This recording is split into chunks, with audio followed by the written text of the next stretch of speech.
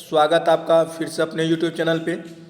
आज का ये टॉपिक हमारा है फिजिक्स का गुरुत्वाकर्षण, जो कि अब जानते ही हैं दरोगा वाला जो है एग्ज़ाम का डेट दे भी दिया है। तो आप लोग यहाँ से चैप्टर वाइज देख सकते हैं। कोशिश रहेगा जो यहाँ पे आपका क्वेश्चन न छूटे। स्टार्ट है। पहला क्वेश्चन है, न्यूटन का सार्वत्रिक गुरुत्वाकर्षण का नियम किसके बीच बल बताता है? तो याद रखिएगा, द्रव्यमान वाले किन्हीं भी दो पिंडों के बीच।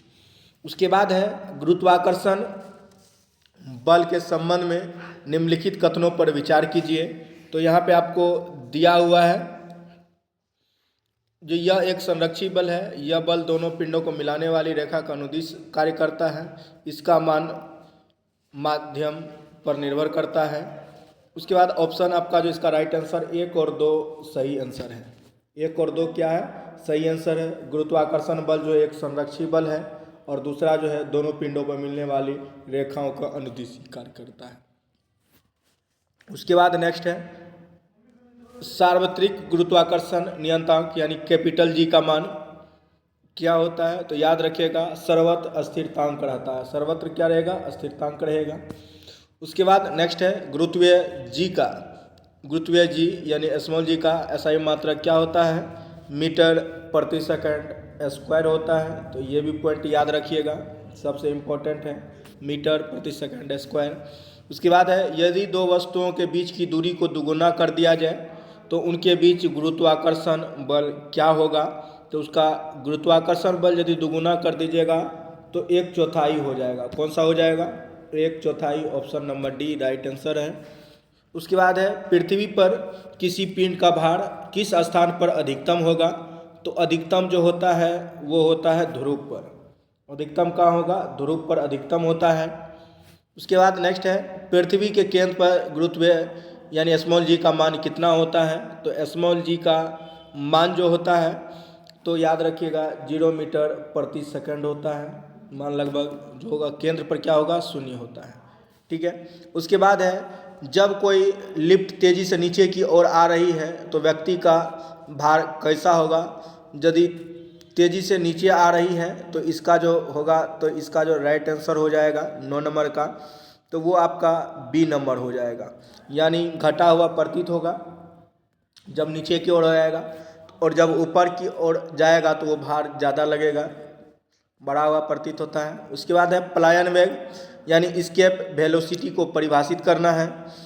तो ये है वह न्यूनतम वेग जिससे कोई वस्तु पृथ्वी की कक्षा में स्थापित हो सके, वह न्यूनतम वेग जिससे कोई वस्तु के गुरुत्वाकर्षण क्षेत्र से बाहर निकल जाए या किसी पर मुक्त हो जाए। तो इसका जो राइट आंसर होगा वो हो जाएगा न्यूनतम वेग यानी पृथ्वी के गुरुत्वीय क्षेत्र से बाहर हो जाए। ठीक है।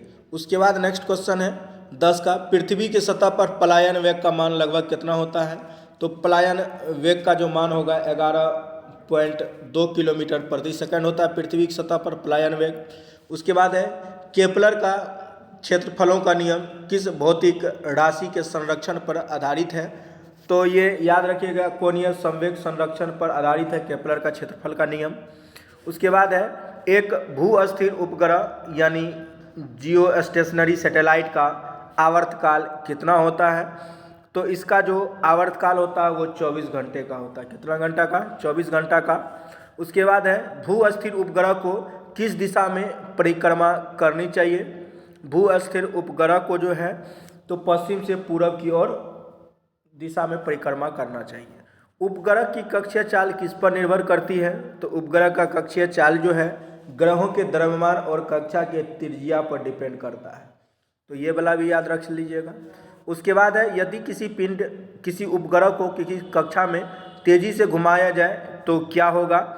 तो वो पृथ्वी की कक्षा से बाहर उच्च में चला जाएगा। बी नंबर इसका राइट आंसर हो जाएगा। उसके बाद नेक्स्ट है, अंतरिक्ष यात्री अंतरिक्ष यान में भारहीनता का अनुभव क्यों करते हैं? अंतरिक्ष यात्री जो अंतरिक्ष में भारहीनता का वेटलेसनेस का अनुभव क्यों करते हैं? तो ये जो वेटलेसनेस का अनुभव करते हैं ये करते हैं, वहाँ का गुरुत्वाकर्षण क्या होता है? 0 होता है। क्या होता है? 0 होता है। उसके बाद नेक्स्ट है, यदि पृथ्वी अपनी अक्ष पर तेजी से घूमना शुरू कर दे तो भूमध्य रेखा पर किसी वस्तु के भार पर क्या प्रभाव पड़ेगा, तो वो उसका भार कम हो जाएगा। क्या हो जाएगा? वस्तु का भार कम हो जाएगा। उसके बाद है गुरुत्वाकर्षणीय स्थितिज ऊर्जा का मान शून्य कहाँ होता है? शून्य जो होता है वो केंद्र पर मान क्या हो जाएगा? शून्य हो जाएगा केंद्र पर, और ध्रुव पर सबसे ज़्यादा हो जाएगा। उसके बाद है अंतरिक्ष में दो वस्तुओं के बीच गुरुत्वाकर्षण बल कभी शून्य क्यों नहीं हो सकता है? तो इसका जो राइट आंसर है, क्योंकि उनके द्रव्यमान हमेशा शून्य नहीं होते हैं, नहीं हो सकते, हमेशा शून्य नहीं होगा। उसके बाद है यदि दो पिंडों के द्रव्यमान दुगुना कर दिया जाए और उनके बीच की दूरी को अपरिवर्तित रहे तो गुरुत्वाकर्षण बल हो जाएगा, क्या होगा? ठीक है, गुरुत्वाकर्षण बल जो है वो 4 गुना हो जाएगा। कितना हो जाएगा? 4 गुना हो जाएगा। उसके बाद नेक्स्ट है पलायन वेग का मान किस कारक पर निर्भर नहीं करता है? तो पलायन वेग का जो है वो फेंकी गई वस्तु के द्रव्यमान पर निर्भर नहीं करेगा। ठीक है। उसके बाद है नेक्स्ट पृथ्वी के चारों ओर चंद्रमा की गति का मुख्य कारण क्या होता है? जो मुख्य कारण जो होता है गुरुत्वाकर्षणीय बल होता है। क्या होता है? गुरुत्वाकर्षणीय बल होता है। समुद्र में ज्वार भाटा आने का मुख्य कारण क्या होता है? तो इसमें जो है रीजन जो होता है चंद्रमा का भी गुरुत्वाकर्षण बल और सूर्य का भी, यानी ये दोनों का होता है। तो ऑप्शन नंबर सी आपका क्या हो जाएगा? Right answer. चंद्रमा और सूर्य का दोनों का गुरुत्वाकर्षण बल के कारण होता है, तो option number C right answer हो जाएगा। गुरुत्वाकर्षण बल होता है तो गुरुत्वाकर्षण बल एक आकर्षण बल होता है, ये अपनी ओर गुरुत्वाकर्षण खींचता है, यह केवल आकर्षण बल है। उसके बाद नेक्स्ट नंबर क्वेश्चन है 25 नंबर का गुरुत्वीय त्वरण यानी स्मॉल जी का मान ऊंचाई के साथ किस प्रकार बदलता है? तो ऊंचाई के साथ जो है ऊंचाई के साथ घटता भी है। ऊंचाई के साथ क्या होगा? घटता है। तो ऑप्शन नंबर क्या हो जाएगा? बी। उसके बाद नेक्स्ट क्वेश्चन है भूतुल्यन या कालिक कक्षा जियोसरोनस ऑर्बिट की ऊंचाई पृथ्वी की सतह से लगभग कितनी होती है? पृथ्वी की सतह से लगभग ये जो होता है 36,000 किलोमीटर होता है। उसके बाद नेक्स्ट है भारहीनता की स्थिति में वस्तु का भार क्या होता है? भारहीनता की स्थिति में भार जो होता है शून्य हो जाता है। क्या हो जाएगा? शून्य हो जाएगा। नेक्स्ट है कथन ए और बी पृथ्वी की सतह के ऊपर और नीचे जाने पर गुरुत्वाकर्षण का मान कम होता है। कारण दिया हुआ है गुरुत्वाकर्षण त्वरण केवल पृथ्वी के द्रव्यमान पर निर्भर करता है, तो इसका जो राइट आंसर 28 का हो जाएगा। ए सत्य है लेकिन आर क्या है? गलत है। ठीक है। उसके बाद नेक्स्ट क्वेश्चन है यदि पृथ्वी अचानक घूमना बंद कर दे तो भूमध्य रेखा पर किसी वस्तु के भार पर क्या प्रभाव पड़ेगा? तो किसी वस्तु के भार पर जो है स्मॉल जी का मान में वृद्धि कारण बढ़ जाएगा। Option number A right answer हो जाएगा। उसके बाद है निम्नलिखित कथनों पर विचार कीजिए। तो यहाँ पे दिया हुआ है भू अस्थिर उपग्रह की कक्षा को पार्किंग कक्षा भी कहते हैं। यह उपग्रह विषुवत रेखीय तल में स्थापित किया जाता है। इसकी कक्षीय गति पृथ्वी के घूर्णन की कोणीय गति से करता है। अब इसमें कह रहा है सत्य कौन है? तो सत्य जो है केवल 1 और 2 जो है सत्य है। ठीक है। उसके बाद नेक्स्ट क्वेश्चन है एक अंतरिक्ष यान के अंदर भारहीनता का कारण क्या है? तो भारहीनता का कारण जो है जो हो जाएगा वो हो जाएगा अंतरिक्ष यान और उसके अंदर की वस्तुओं का समान त्वरण के साथ पृथ्वी की ओर गिरना। ठीक है, बी नंबर। उसके बाद 32 नंबर का है यदि पृथ्वी का द्रव्यमान समान रहे किंतु त्रिज्या वर्तमान त्रिज्या के आदि कर दिया जाए तो पृथ्वी की सतह पर गुरुत्वाकर्षण यानी स्मॉल जी का मान पर क्या प्रभाव पड़ेगा? तो प्रभाव जो पड़ेगा ये 4 गुना हो जाएगा। कितना हो जाएगा? 4 गुना हो जाएगा। उसके बाद नेक्स्ट है पृथ्वी के चारों ओर घूमने वाले किसी उपग्रह की कुल ऊर्जा कैसी होती है? तो कुल ऊर्जा जो होता है वो हमेशा धनात्मक होता है। हमेशा कैसा होगा? धनात्मक होगा। उसके बाद नेक्स्ट है गुरुत्वीय त्वरण स्मॉल जी पर पृथ्वी के घूर्णन का प्रभाव कहाँ पर शून्य होगा?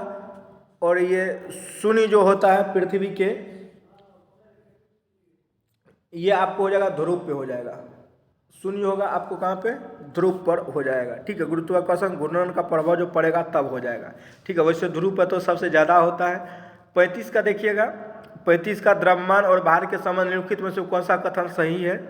ये 35 का आपको हो जाएगा डी नंबर हो जाएगा। द्रव्यमान और भार हमेशा एक दूसरे के समानुपाती होते हैं, डी नंबर 35 का। उसके बाद नेक्स्ट क्वेश्चन, जब कोई वस्तु मुक्त रूप से गिरती है तो उसका त्वरण क्या होता है? तो मुक्त रूप से जो गिरेगा तो इसका जो है त्वरण जो है के बराबर होगा, गुरुत्वीय त्वरण के क्या होगा, बराबर हो जाएगा। ठीक है, उसके बाद नेक्स्ट क्वेश्चन है, चंद्रमा की सतह पर गुरुत्वीय त्वरण पृथ्वी की सतह पर गुरुत्वीय त्वरण का लगभग कितना होता है, तो ये याद रखिएगा 1/6 गुना होता है। ठीक है, चंद्रमा की सतह पर पृथ्वी की सतह पर गुरुत्वीय त्वरण का मान कितना 1/6 होता है।